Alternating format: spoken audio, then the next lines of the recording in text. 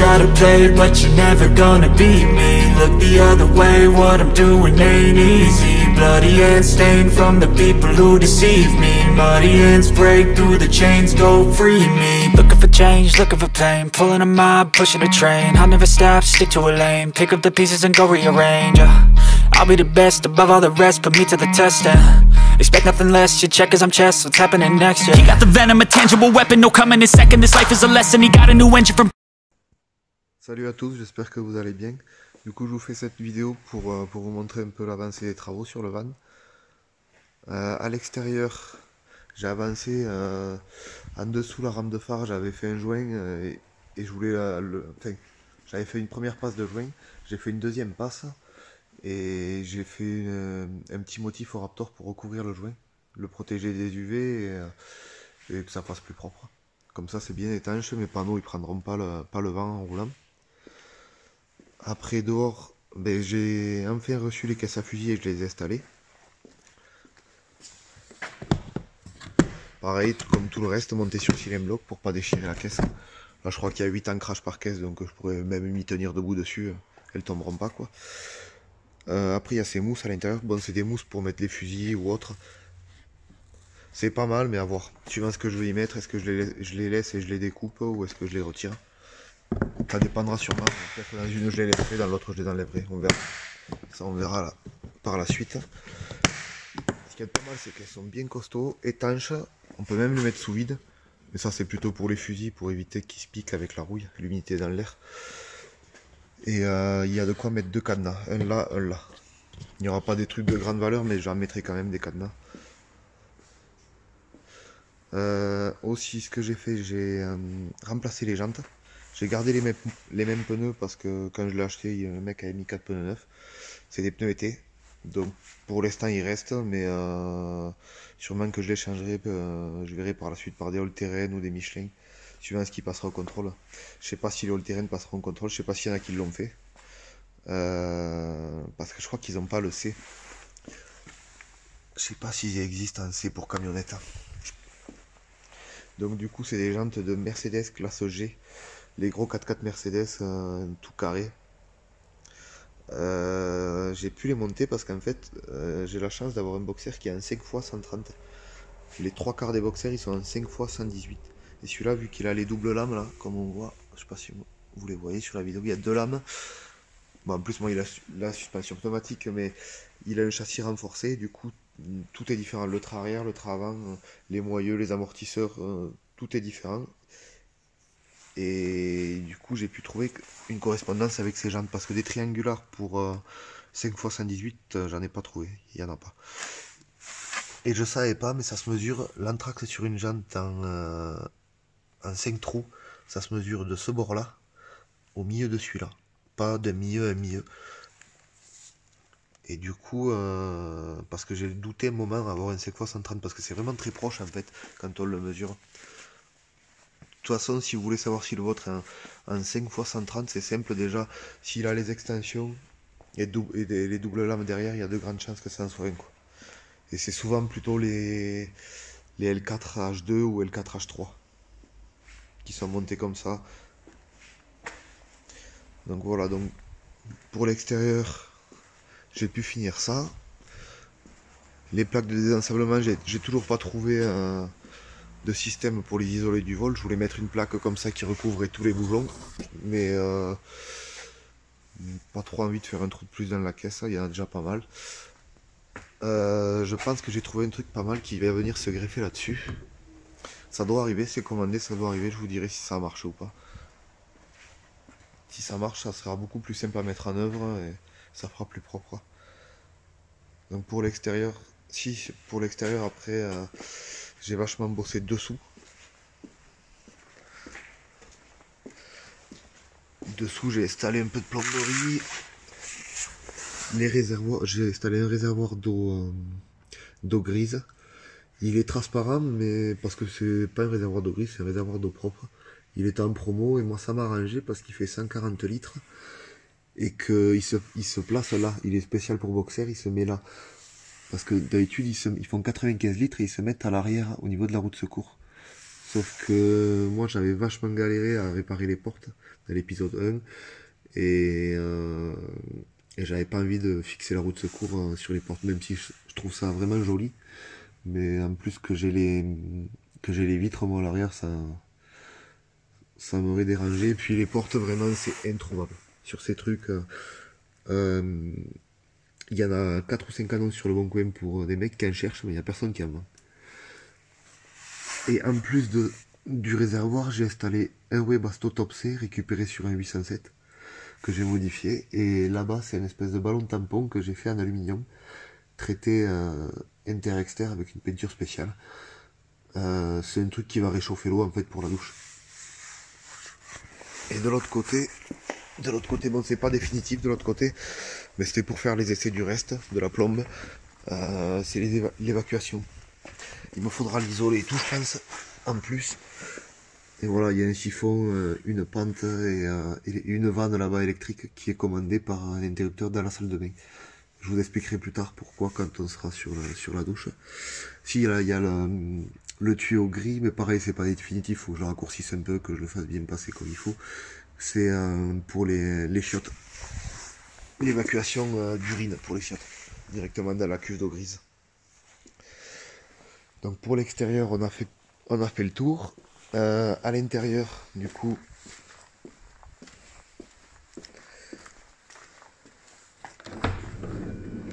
ouais, dessous, vu que je peux pas le lever avec un pont, j'ai travaillé là-dessus pendant très longtemps. J'ai mis une petite mousse même pour me faire un coussin, parce que je pouvais pas le soulever. On a des ponts, mais on n'a pas de pont avec qui prennent aussi grand quoi, comme véhicule. Il nous faut un 4 colonnes un peu costaud. Du coup, j'ai enfin mis mon parquet. Avant de mettre le parquet, j'ai fabriqué. On va ouvrir de l'autre côté qu'on a un peu plus de jour.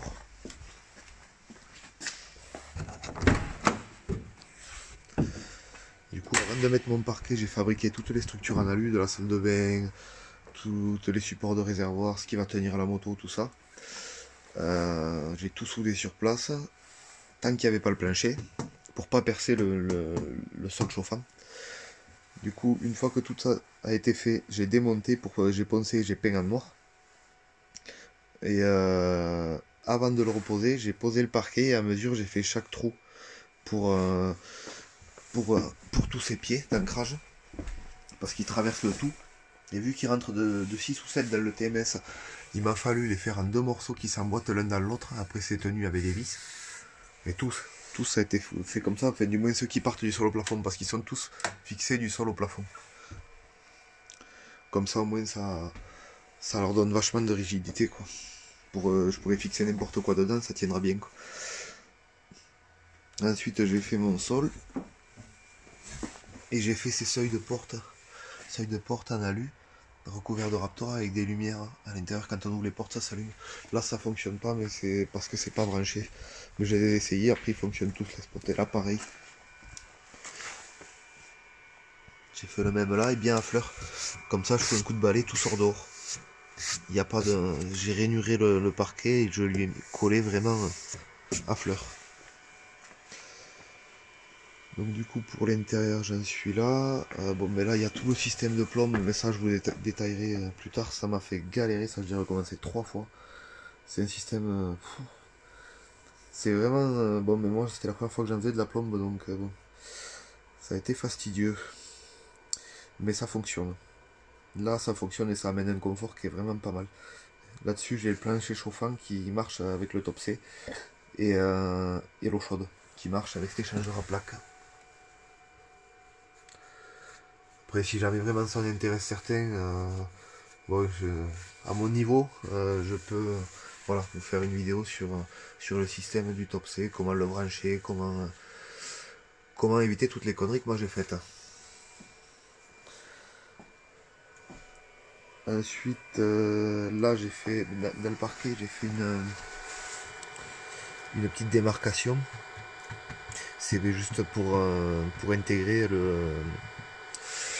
le transfo 12 volts 230, parce que il y aura une petite marche là, il sera encaissé dans la marche, mais il est tellement gros qu'il m'a fallu découper dans le plancher, dans l'isolation. Et du coup là je fais marcher toutes les lecs avec un chargeur de batterie au lithium. Parce que la batterie elle est là-bas, c'est une batterie que j'ai fabriquée. C'est une batterie qui fait 640 ampères, 12 volts au lithium perphosphate. Mais c'est pareil, ça je l'ai démonté parce que je veux remodifier quelques trucs. Elle fonctionne très bien, mais vu la puissance qu'il va y avoir en panneau, le chargeur là qui est en train de charger quand je serai branché, à mon avis ça m'arrivera pas souvent, j'espère, mais il sort 60 ampères et tous les chargeurs sont 60 ampères. Sachant qu'en solaire il y a deux chargeurs 60 ampères, ça fait 120 ampères. Si je suis en train de rouler en plus, ça fait 60 ampères de plus. Ça fait des puissances énormes. Que ce soit en charge ou en décharge, pareil, le BMS c'est 250 ampères pour pouvoir faire tourner des packs à induction et tout. Après, pareil, à mon niveau, si jamais il y en a qui sont intéressés par ces batteries là, vu que je vais la rouvrir, je pourrais peut-être vous faire une petite vidéo de comment les construire, tout ça. Comment les faire fonctionner, à quoi il faut faire attention et tout. Là, moi je suis en phase de mise au point, elle marche très bien. Cet été, je m'en suis servi pour remplacer un groupe électrogène, pour faire la fête avec des amis. Elle a tenu toute la soirée, des guirlandes avec 40 ampoules, guirlandes de fête, glacières, tout. Enceinte, aucun souci. Sans aucune recharge, elle a tenu et elle a bien rempli son rôle, quoi. Et en plus, contrairement au groupe électrogène, elle n'est pas tombée en panne. Après, ce que j'ai fait, j'ai installé les réservoirs d'eau. Donc c'est des réservoirs pour aller à droite, je crois, ouais, à droite. Du coup j'en ai mis un à droite et j'en ai racheté un autre que j'ai foutu à gauche. Mais bon, il n'était pas vraiment fait pour. Donc j'ai un peu modifié. Après voilà, bon, j'ai fait ma plomberie. J'ai une sonde, elles sont pas encore câblées, mais j'ai la sonde de niveau d'eau. Une pompe. Peut-être on le verra mieux de l'autre côté. Une pompe. Un vase expansion et des relais qui me commandent la pompe pour pas que ça chauffe, parce que c'est quand même des grosses sections de fil. Les pompes elles sont vraiment puissantes. Donc là j'ai une pompe là et une autre là avec un système de filtre. Vous comprendrez pourquoi, ça va avec le ballon qui est en dessous. S'il y en a qui pensent savoir, ben, n'hésitez pas à le mettre en commentaire. Là j'ai une douche extérieure avec eau chaude, eau froide. Par contre j'ai pété la clé en fermant cette porte, j'avais la porte, celle-là qui était ouverte, j'ai pété la clé dedans. Pourtant j'ai pas forcé beaucoup.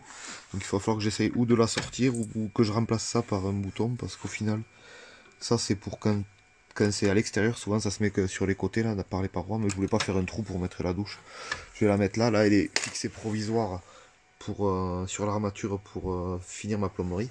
Mais elle sera fixée plus ou moins là, elle sera un poil plus haut là sur la façade qu'il y a là. Donc j'ai pas mal avancé sur la plomberie. Les lecs, bon, il m'en reste un peu. Après bon pareil là, tout ce qui est évacuation, là c'est l'évacuation. J'ai déjà pré-câblé, c'est l'évacuation de l'évier. Et pareil, eau froide pour l'évier, eau chaude pour l'évier, ça y est. Les tuyaux, je les ai tous isolés pour avoir le moins de pertes possible. Même le réservoir que j'ai fabriqué, je l'ai isolé. C'est un réservoir en alu. À la base, j'étais parti sur un 2 litres que j'avais acheté, mais ça marchait. J'avais même de l'eau chaude plus rapidement, mais là, la chaudière tournait pas comme il faut, elle régulait pas, quoi. Elle chauffait tellement que ça devenait chaud en 2 minutes, c'était bouillant et elle se coupait. Du coup, j'en ai refabriqué un qui fait 6 litres 5. Là, du coup, elle tourne plus longtemps et ça a beaucoup plus d'inertie, quoi.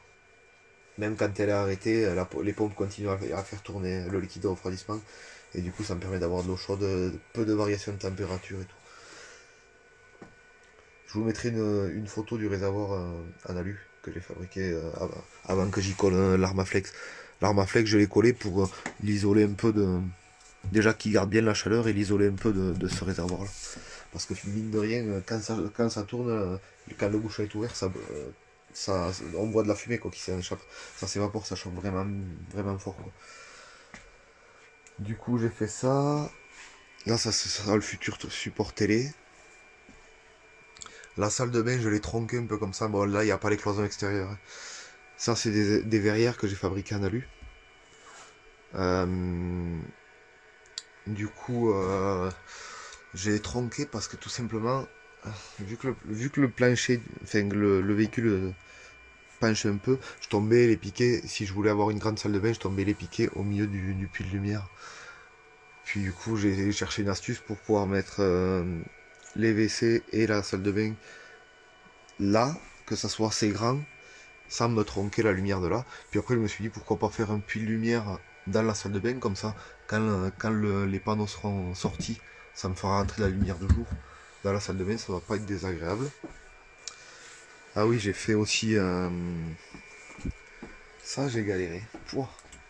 Ces trucs là, en fait là c'est les puits de lumière, et j'ai fabriqué des volets, des stores intérieurs électriques noirs qui seront intégrés dans le plafond, voilà, hop.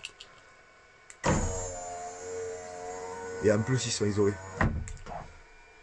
Au-dessus là ils sont isolés, pas fou, mais il y a quand même du TMS et comment ça s'appelle, du multicouche. Et pareil au-dessus du lit. Et ça sera intégré dans le plafond. Je sais pas si vous vous rappelez, j'avais l'espèce de hotte, j'avais repeint les cadres en noir. Finalement je les ai découpés, je les ai redécoupés, et j'ai fait une espèce d'armature en parquet. Il me restait un peu de parquet, du coup j'ai fait ça en parquet, je trouve que ça fait plus sympa. Et j'ai ajouté, parce que les lumières qu'il y avait d'origine, ça faisait très camping-car, et ça éclairait, mais beaucoup trop, c'était une lumière blanche, c'était affreux. Je trouvais ça vraiment pas ça agréable. Là, du coup, j'ai rajouté un petit variateur, je sais pas si on le verra. Hop. Un petit variateur et un interrupteur là. Et ça, c'est deux spots qui seront au-dessus de la cuisine et qui sont inclinables. Comme ça, je pourrais les diriger là où j'en ai besoin. Et j'ai cela en plus. Après, peut-être qu'il y en aura d'autres, on verra. Je pense que vu comment ça éclaire là, le parquet, ça devrait être suffisant dans la cuisine, sans forcément éblouir comme les spots qui étaient vendus avec le lanterneau, quoi. J'ai le même aussi dans la salle de bain, mais pareil, je vais le découper, je vais faire un peu le même principe. Je trouve pas ça joli, ça me plaisait pas. Donc du coup ça je l'ai remodifié. Donc je pense que bon, on n'a pas tout vu, mais je pense qu'on a fait un peu le tour pour l'intérieur. Donc n'hésitez pas, si vous voulez, mettre en commentaire si vous avez des questions, si vous avez des remarques. Si vous voulez que je fasse une vidéo sur le Top C, la chaudière gasoil, pour faire l'eau chaude. Et ou si même vous voulez une vidéo sur les LiFePO 4. Donc ça, elle fait 640 ampères. Pour vous donner une idée, les batteries nomades, les EcoFlow, tout ça, ça fait entre 60 et 80 ampères. Ça fait pratiquement 10 fois la puissance d'une EcoFlow. Bon, par contre, ça fait 45 kg, hein, ça se bat pas comme une EcoFlow. Mais bon, 45 kg c'est pas énorme vu la puissance, parce que au plomb on avait fait un petit calcul, ça ferait 450 kg de batterie, et en volume ça ferait davantage. Bon, celle-là elle est balèze en fait parce qu'elle est isolée. Ouais, je l'ai isolée pour qu'elle vieillisse mieux, qu'elle subisse moins les écarts de température. Parce que comme toutes les batteries, comme celle au plomb, moins, mais bon, ça n'aime pas non plus ni le chaud ni le froid.